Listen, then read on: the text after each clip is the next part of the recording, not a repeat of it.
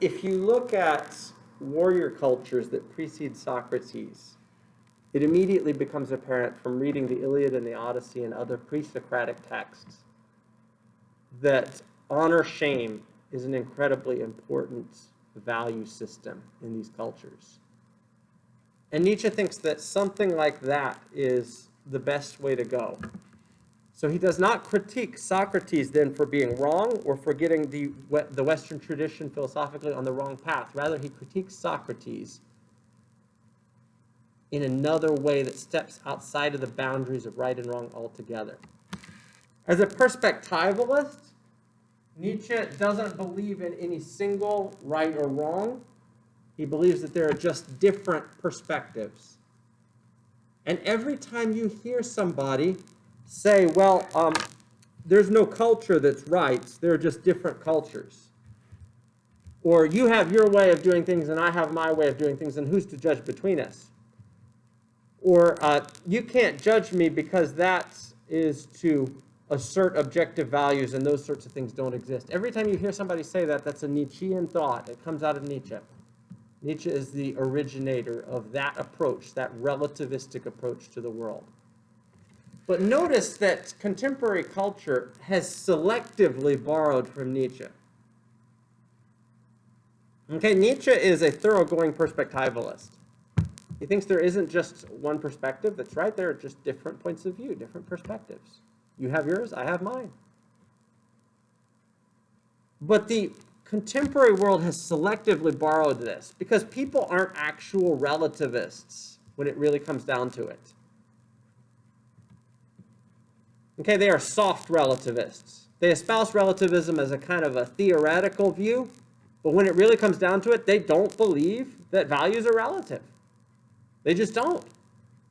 If you meet someone who claims to be a relativist, hit them in the head and steal their wallet. And when they fight back, tell them, it's all relative. And they'll say, no, I've been wronged. Because at bottom, they actually don't live as relativists. Okay, so the contemporary world has only selectively borrowed from Nietzsche. It has not actually borrowed the whole of his worldview.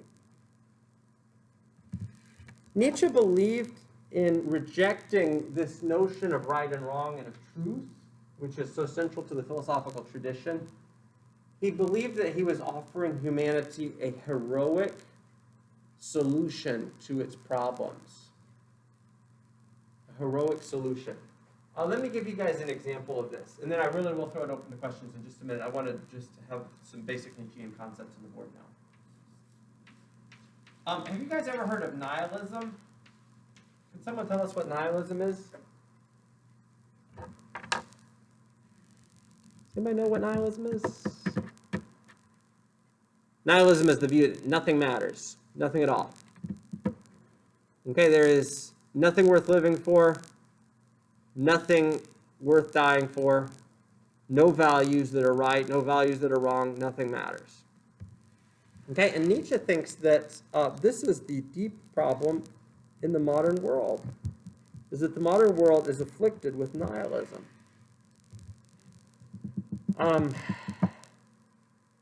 This comes from a world that rejects religion. This happens to a world that rejects a religious worldview.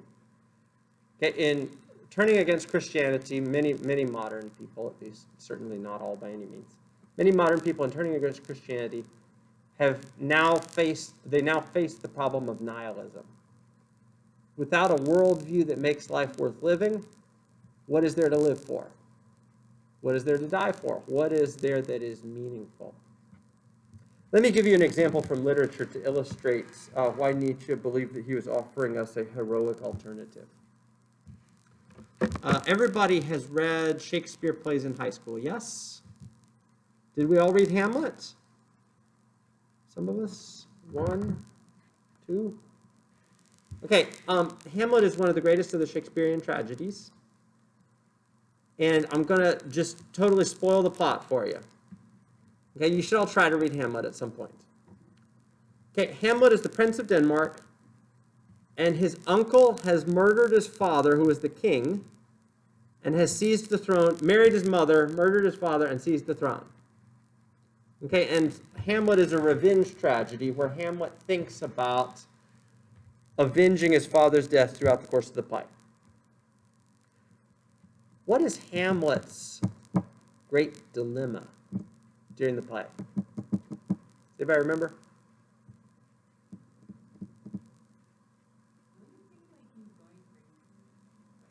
Yeah, there's that. Yeah, he thinks.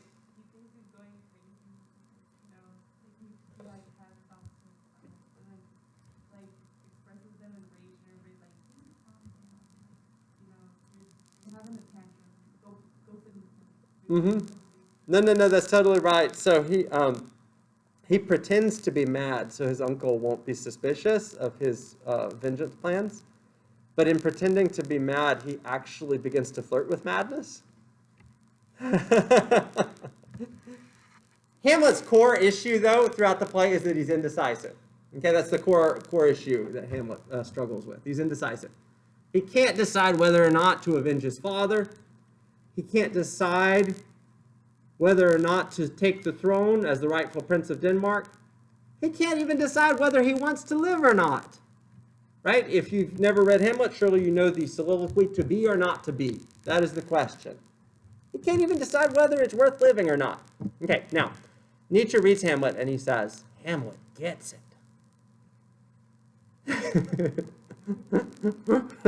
Okay, this is not my interpretation of Hamlet. Okay, this is not, I think Nietzsche doesn't read this right, but Nietzsche reads Hamlet and says, Hamlet gets it. Hamlet stares into the abyss of life, the great deep hole of life, and he realizes there's nothing there. There's nothing worth living for. There are no values worth living for.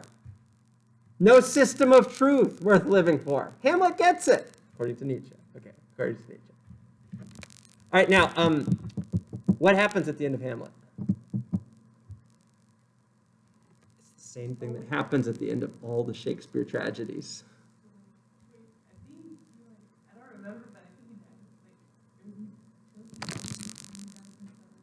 Everybody dies.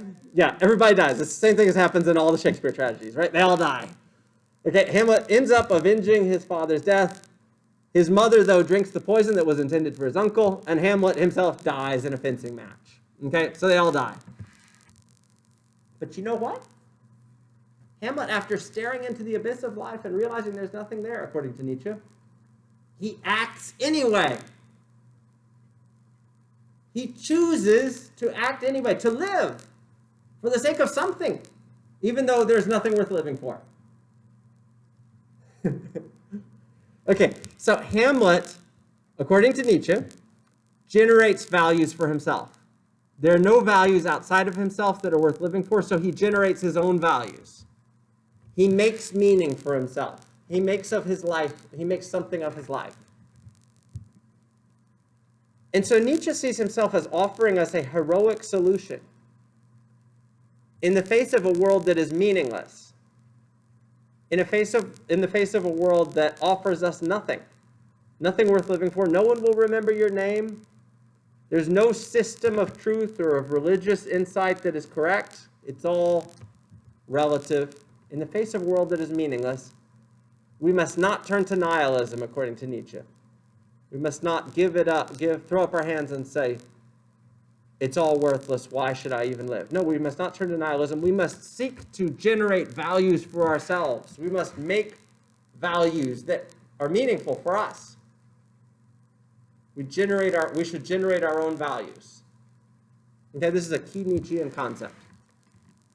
The idea of value generation. And this is the way to get around the problem of nihilism that arises when you reject truth.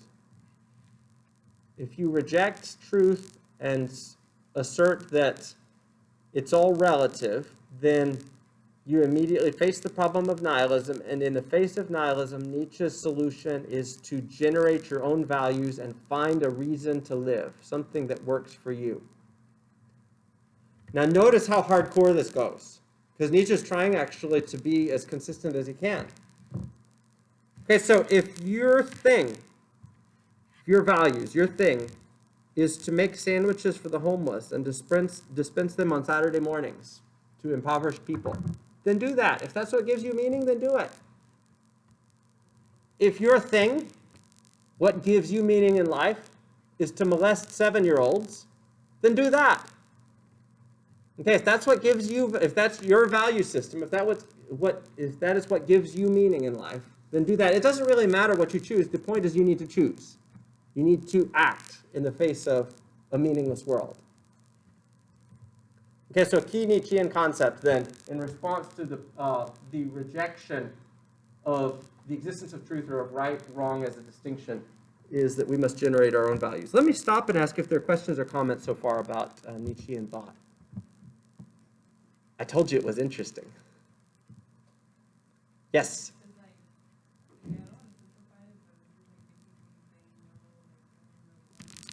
This is totally YOLO. This is like the original YOLO. This is where YOLO comes from. Without Nietzsche, there's no YOLO. Nietzsche is like really influential in the YOLO culture. Okay, other questions?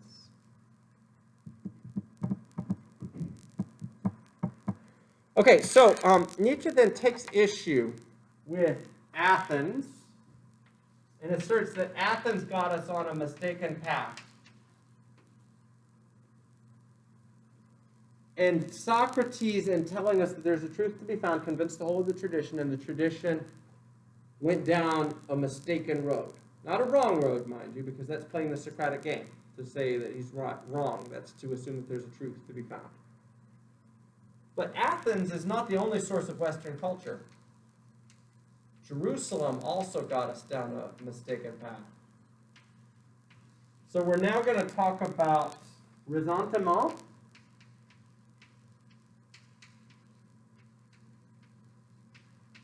and the Judeo-Christian worldview.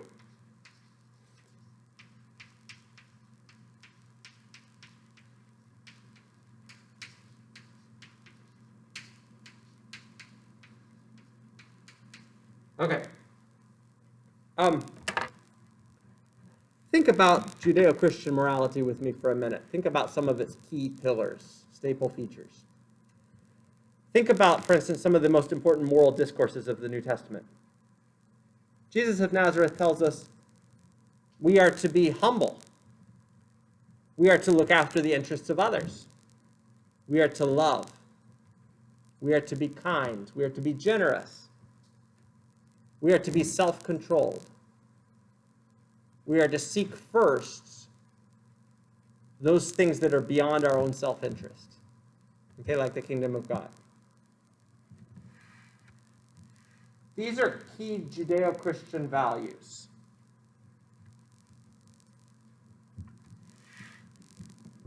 But if you think about these values according to Nietzsche, actually what they end up doing is they end up imprisoning people.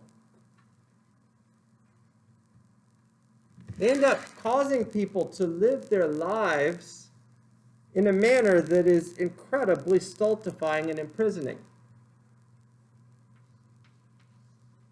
So as part of ressentiment, I'm going to talk about two worlds thinking. Christianity teaches us that there are two worlds. There's this world, and there's the world to come. And the world to come, in a certain sense, is, although this world is, of course, very important, the world to come is, in a certain sense, where it's at. Heaven is the ultimate end-all and be-all. It is where we will spend the vast majority of our time as beings, according to Christianity. This two worlds thinking, Nietzsche says, causes people to live their lives not for the sake of this world, but for the sake of the world to come. They deny themselves their own desires here. They forego opportunities for happiness, for flourishing in this life, for the sake of a better afterlife, for the sake of the world to come. Let me illustrate the Judeo-Christian value system in action. So, you're walking along the road. You I'm going to exaggerate this a little bit. Okay, you're walking along the road. You get cut off by somebody else. Okay, maybe you're driving, you get cut off by somebody else. You think evil, angry thoughts. And then you think to yourself, no, that's not Christ-like. I should love my enemy instead of hating my enemy. I forgive them. Instead of being angry, you forgive. Okay, in doing this, you've squelched your desire for vengeance for the sake of the world to come, okay, or for the sake of a value system that is like this second-order value system that tells you your first-order desire for vengeance was incorrect, was mistaken, was wrong. Let's take another example. Okay, you're walking along the road. You see a handsome guy. You want to sleep with him. You begin to lust. You think to yourself, I shouldn't be lusting. Instead, I should see this person as a child of God, not as an object of my own carnal passions. So you squelch your desires. You refuse to allow yourself to experience those desires. Again, you have squelched your instinct for the sake of another way of thinking and being, a second-order moral system that is purportedly higher than or better than this first-order instinctual moral system that you have. Now, the way Nietzsche conceives of Judeo-Christian values is really different than basically everybody else in the tradition. Let me illustrate this, now that we have these examples of squelching your desires in mind. Let me illustrate this by using a metaphor. It's actually one that comes right out of the Nietzschean text. Everybody, prior to COVID at least, has been to a zoo like the Herman Park Zoo before? Yes? Okay. Okay, if you haven't been to the Herman Park Zoo, it's a good zoo. It's pretty good. If you get a chance, go visit it while you're here in Houston. Some of us have traveled the ways to live in a big city like this. Use the cultural opportunities while you can. But if you go to the Herman Park Zoo and you see the animals, like you see the tigers, what do the tigers do all day? They sleep, right? They sit around and they wait to be fed. The lions do the same. The bears pace in their cage. All these animals are really pathetic, according to Nietzsche. They're just shadows of their true wild selves. And that's what Judeo-Christian morality has done to human beings. It has made them pathetic. It has caged them like animals in a zoo. The tigers have natural instincts, instincts that would enable them in the wild to roam freely, to express themselves as tigers. But Judeo-Christian morality tells us we must not give free rein to our instincts. We must squelch them. Practice self-control. Don't allow your instincts to overwhelm your better nature. We are told to squelch our instincts, and we are told that this is the better way. This is the superior way, morally speaking. But what if all this does is actually just make us like the tigers in the zoo? It squelches us and makes us shadows of our true selves, our true natural instinctual selves. Okay, so I'm going to read here from the Nietzschean text. This is on my pages 66 and 67. This is from the section, The Improvers of Mankind, towards the bottom of the first page, 66. In all ages, one has wanted to improve men. This, above all, is what morality has meant, right? The received morality has taught us that we become improved as human beings if we act in accordance with the dictates of morality. Both the taming of the beast man and the breeding of a certain species of man have been called improvement. A little further down, only these zoological termini express realities to be sure of which the typical improver, the priest, knows nothing, wants to know nothing. To call the taming of an animal its improvement is in our ears almost a joke. Whoever knows what goes on in menageries, that is zoos, is doubtful whether the beasts in them are improved. They are weakened. They are made less harmful. They become sickly beasts. Through the depressive emotion of fear, through pain, through injuries, through hunger, it is no different with the tamed human being whom the priest has improved. Okay, so in quote, improving us, the priest actually is just taming us. In improving us, the priest is actually just subordinating our natural instincts in ways that subjugate us to moral cages. Okay, so Nietzsche then has a critique of Judeo-Christian morality that's very original, and he basically flips it on its head, and it says instead of improving us, it's actually harmed us. And it has tamed our instincts in ways that undermine our flourishing. If we were to live for this life now, okay, your best life now, and not, I guess, not the Joel Osteen way, right? But, okay, just like your best life now without an afterlife, no afterlife, then we would do all sorts of things, Nietzsche says, that we human beings characteristically try to squelch for the sake of the Judeo-Christian moral system. We would sleep with people who we wanted to sleep with. We would let our passions roam freely. Instead of giving our money away, we might be more predatorial with our money, like the natural world is.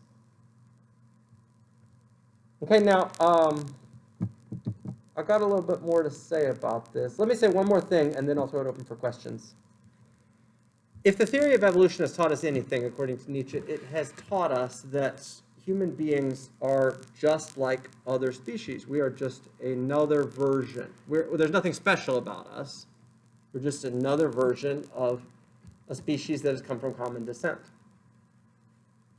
And if you look around us in the natural world, it quickly becomes apparent that the other animals in the natural world aren't confined by human morals. And in their wildness, they're so much more free. They're so much more instinctually capable than human beings. In their wildness, they are so admirable.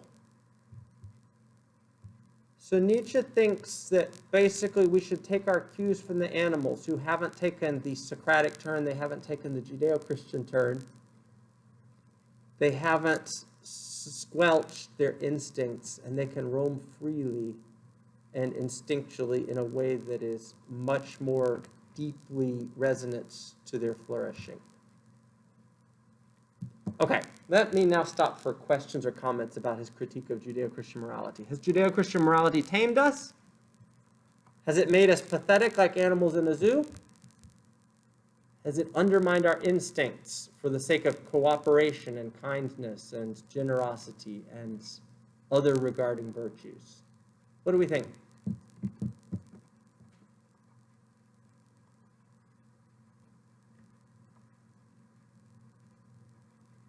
Sir?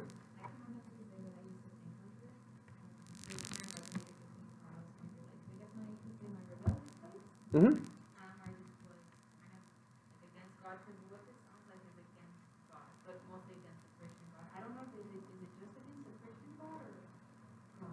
The primary religious option during Nietzsche's day was Christianity. There wasn't all this pluralism like we've got now. Sometimes he critiques Buddhism, because Buddhism also teaches that it's important to squelch your desires. But it's much less on his plate than Christianity is, because Buddhism is a pretty distant worldview in his world at the time, in the 19th century. But yeah, you're absolutely right. He is definitely opposed to God-centered thinking. He thinks that the idea of God has been deeply damaging to humanity.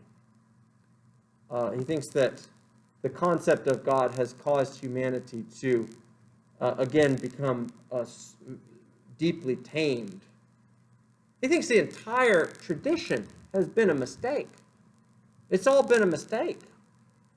all of this talk about the importance of loving each other, the importance of being kind to each other, it is a mistake, because human beings are actually superior when they can flourish in their wild instinctual phase as their wild instinctual selves. I cut you off. Go ahead and finish, Charlotte.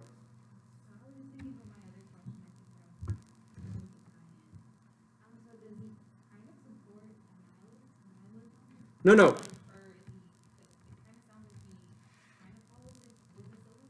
Sure. Yeah.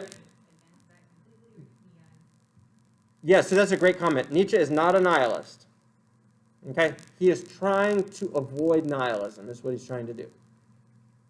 He thinks that if you reject truth and reject Christianity and reject right and wrong as categories, that you immediately are confronted with the prospect of nihilism.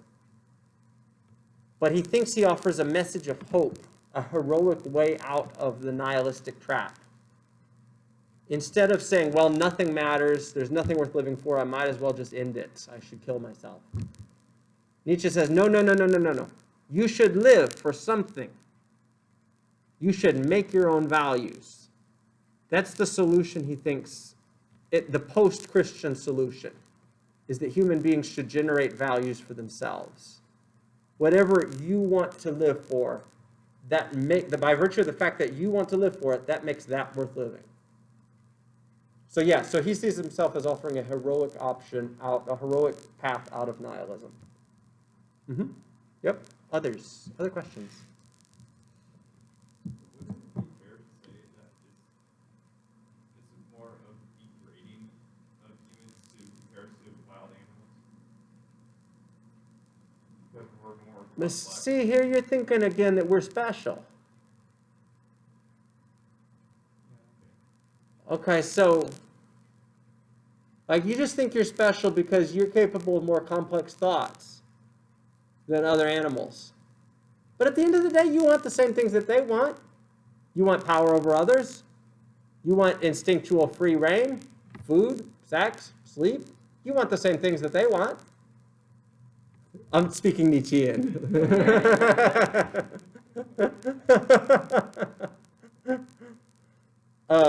So I think that, again, like you're telling yourself a fictional story if you think that you're special. That there's something about you that, I should live by higher standards because I'm not just an animal. No, you're not. Like, you're an animal. Okay. Yes? So he would be in favor of anarchism, you do whatever you want, Great question. So the question is, how would this ever work in society? Because, right, what if what gives me value, makes me think that life is worth meaning, is I like giving right hooks. Okay? And so I just go around doing that because that gives me meaning. Okay, obviously this will very quickly land me in trouble because a lot of people don't like as, what gives them meaning, receiving right hooks. Okay. Two comments here. One is Nietzsche doesn't really think systematically about all the implications of what he has to say. He's trying to fish around, right? We've been on this Socratic track, this Judeo-Christian track for 2 millennia now. He's trying to fish around for a way of thinking that goes beyond right and wrong. Some way to think outside of the categories of right and wrong. And so he doesn't always think about the implications of all the things he's saying. He's just trying to come up with a new language of speaking about life and humans that doesn't fall prey to the Socratic trap as he sees it. The second comment is, in its appropriation of Nietzsche so that it's Nietzsche in society, contemporary culture has only selectively appropriated Nietzsche. Okay, I mentioned before that contemporary people, a lot of people are just soft relativists, which means that they have this theoretical relativism and they'll say things like, that culture has its way of doing things and we have our way of doing things. And who's to judge between them? But when it comes down to it, when the chips are down, they do not live as relativists. Okay, so it is a selective appropriation of Nietzsche. That's my response to that, yeah. Good. Others? Other questions? Yes, right then.